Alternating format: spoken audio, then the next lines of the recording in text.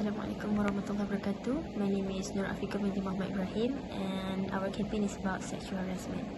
So, sexual harassment can mean harassment caused by a person's sex that makes the harassed feel uncomfortable, unsafe or humiliated. It can also be considered as any unwanted sexual advances such as inappropriate comments that are sexual in nature, requests for sexual favors, unwarranted physical touch or even sexual assault. So, in the workplace, there are two common types of sexual harassment: quid pro quo and hostile work environment. Quid pro quo sexual harassment refers to the action of exchanging sexual favors for something which can be benefit of or prevention of a detriment. A hostile work environment is an accident or event that leads to general discomfort, humiliation, or fearful those involved. Examples are sexual or offensive comments, sending inappropriate texts, memos or images that are sexual or crude in nature, sexual innuendos in conversation, unwarranted or unwelcome physical touch such as rubbing, touching and hugging. Bismillahirrahmanirrahim. Nama yang diberi Nur Ankasara binti Hashim dan saya akan menyambung pembentangan ini dengan beberapa contoh keratan akhbar yang telah dikeluarkan oleh syarikat surat khabar yang terdahulu tentang masalah gangguan seksual yang berlaku di Malaysia. Jika kita dapat lihat daripada slide petangan yang telah disediakan, di bahagian kiri sudut atas telah menunjukkan keratan akhbar yang memaparkan gangguan seksual berlaku di mana-mana. Ini membuktikan bahawa di Malaysia, gangguan seksual boleh berlaku sama ada di sekatan jalan raya, di pejabat, di rumah, di sekolah dan pelbagai tempat lain.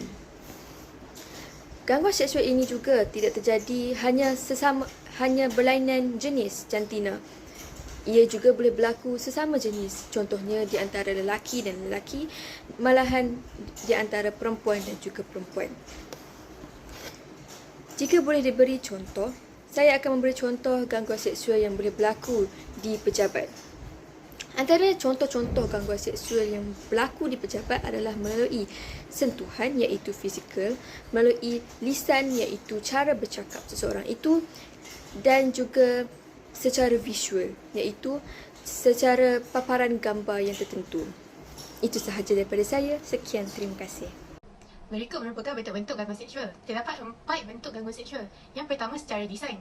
Penggunaan bahasa bicara dalam perbualan bercerita, berjenaka dan membuat bunyi-bunyian sehingga seseorang itu terugat dan tersinggung. Yang kedua secara bukan desain. Gangguan ini dipamerkan melalui sikap berlaku yang memberi maksud dan gambaran keinginan yang berunsur seksual. Sebagai contoh, merenung, menjeling, memandang dengan tidak sopan yang tertumpu pada bahagian tubuh badan. Yang ketiga secara visual.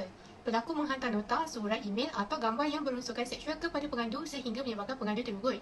Sebagai contoh, menunjukkan, mempamerkan atau mengedar gambaran, lakaran atau bahan yang berunsur lucah. Yang terakhir iaitu gangguan psikologi. Perbuatan cuba merapati secara seksual, mendesak dan mengugut bagi memenuhi keinginan seksual pengguna melalui sebarang bentuk peralatan komunikasi. Sebagai contoh, menghantar ajakan, rayuan yang berterusan, temu janji atau kegiatan yang berunsur seksual.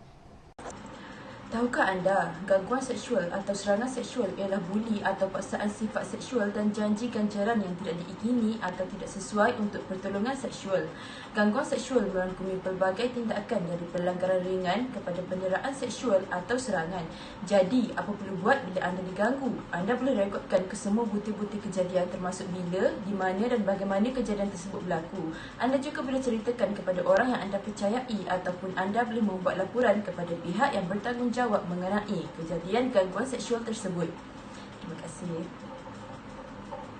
What is the difference between sexual harassment and sexual assault? Sexual harassment is a much broader term than sexual assault and refers to a wider variety of inappropriate sexual behaviors. But as we have discussed before, sexual harassment doesn't have to include sexual touching or contact. It can also include sexual comments, inappropriate jokes, or showing offensive material to you and others. Sexual assault is when you are forced or tricked into doing some sort of sexual activity, including touching, kissing, sexual acts, or even penetrative sex. Some cases of sexual harassment can also constitute sexual assault. For example, if your boss or colleagues force you to kiss them or touch you inappropriately without your consent, that could be a case of both sexual harassment and sexual assault. Bagaimanakah sexual harassment berlaku?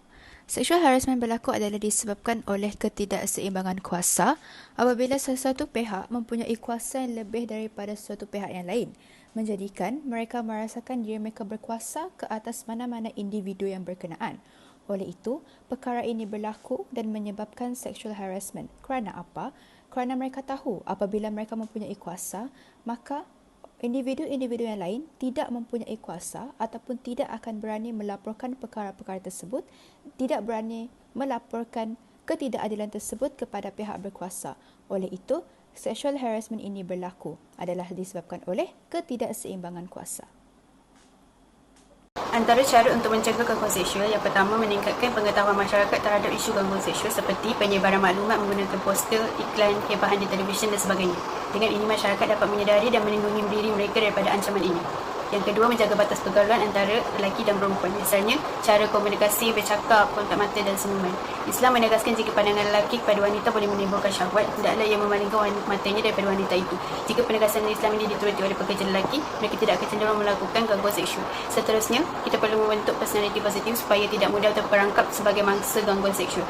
Kita digalakkan membentuk personaliti positif seperti positif dalam menghadapi cabaran, menanam harga diri yang tinggi dan berani mempertahankan diri. Pihak autoriti juga boleh memainkan peranan bagi mencegah gangguan seksual.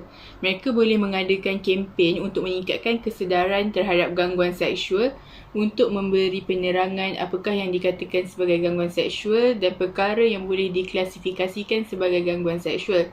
Yang kedua, mereka boleh membuat satu mesyuarat untuk menerangkan polisi anti gangguan seksual yang wajib dihadiri oleh semua kaki tangan syarikat, supaya semua orang dalam syarikat tersebut mampu untuk memahami polisi-polisi dan kesan akibat gangguan seksual. Yang ketiga, mengambil kira semua aduan serta laporan. Boleh mengambil tindakan pantas dan sentiasa mengambil serius terhadap setiap aduan. Perkara ini boleh membina kepercayaan dengan pekerja.